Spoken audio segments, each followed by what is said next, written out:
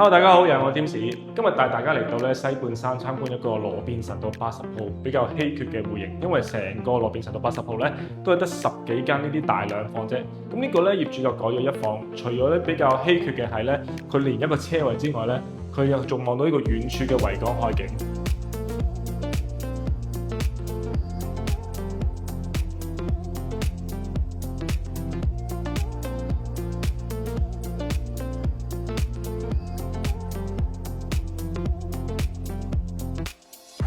羅便臣道80號咧，我哋呢區屬於個半新嘅屋苑啦。咁入到嚟咧，首先左手邊咧係一個本身一個緊處嘅地方，但係咧業主咧就打通咗，咁啊空間感就更大啦。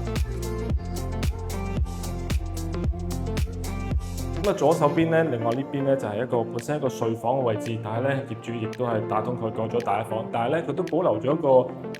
掩門嘅，咁可以做翻一間房。咁呢個房望出去咧就係望住一個內園嘅景觀。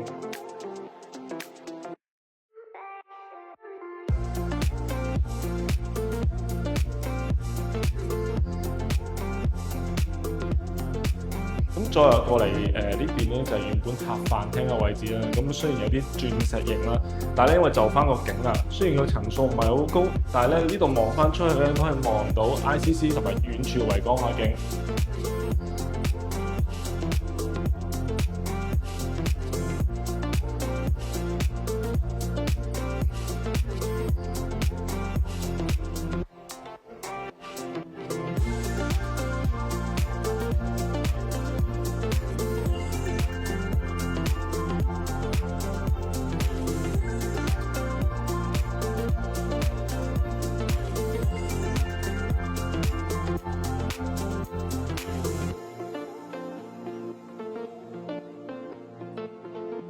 再嚟到個睡房啦，首先右手邊咧已經有個衣櫃嘅空間啦，咁咧同埋呢間房都係望住遠處嘅維港海景啦。同呢個單位有個好處就係咧，佢個窗咧比較多啊，咁成間屋都比較光猛嘅。